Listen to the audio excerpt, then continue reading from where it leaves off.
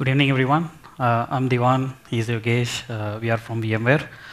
We are here to talk about a framework called Nexus that we developed in-house for our own product, apps development acceleration. Of course, the framework is built on Kubernetes with CRD extensions and stuff like those.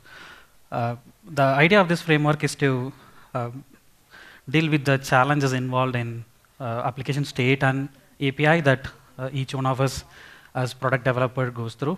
So we'll touch upon what those challenges are. So typically, these are some of the steps that are involved in any app development, and they're quite repetitive and complex.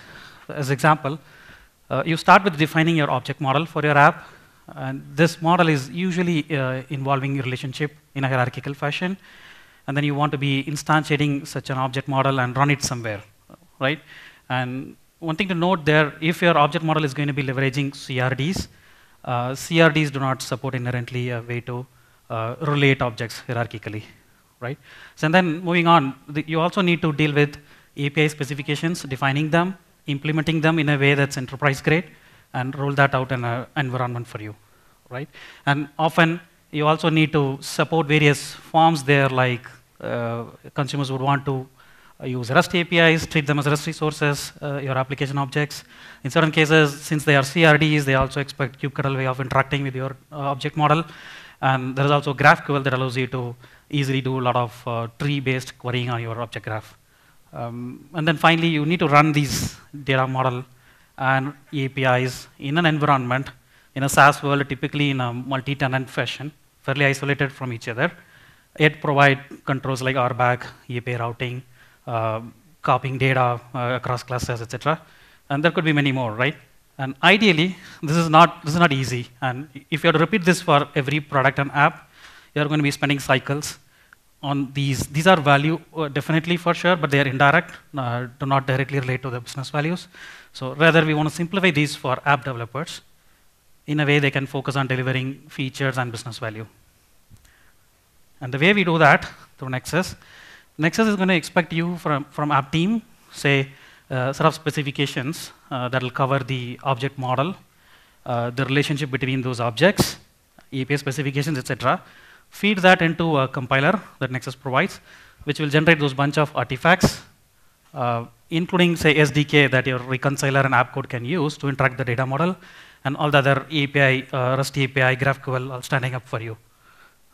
That's, if you're curious, you can go to GitHub, which will provide at the end. That'll talk about the architecture of Nexus itself.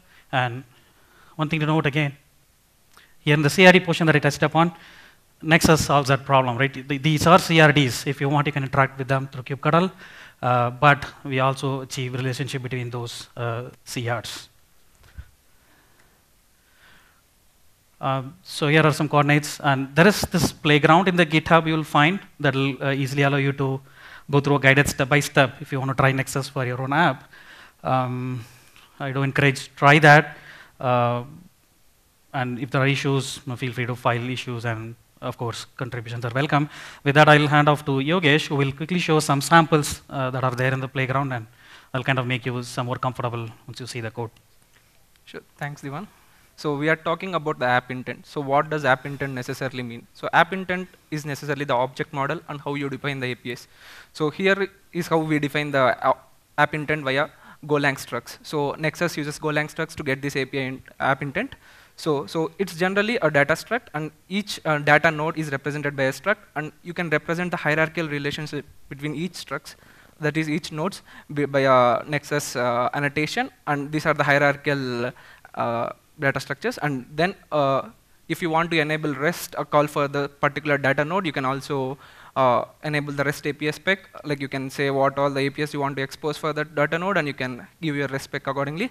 So once your app intent is ready, then it's time to give it to a Nexus to build your data model and other runtime resources. So through this command, once you run this command, you get a bunch of artifacts which makes sure that your data model is ready, it's compilable, and then you got run artifacts. So then next part is to install those runtime artifacts on a cluster. So then this is a step which allows you to install those runtime artifacts on your Nexus runtime cluster, and then that's it. Your app is ready for use, and these can be accessed as CRDs, APIs, and etc. So I'll show you a sample here. So since every data node is seen as a CRD over here, so you can access via kubectl. So Nexus provides a kube API server, so you can interact with kubectl. By default you get an enterprise API server, so you can access these enterprise grade APIs through the REST spec which is exposed over here. And since this is a hierarchical data, we also give a GraphQL, so you can query these data through GraphQL queries. So yeah. This is a high-level view about Nexus. So in general, we want to state that Nexus enables application developers to streamline the developing processes and reduce the complexity and increase the developer productivity. Yeah, feel free to contribute or take a look at the playground. Thank you.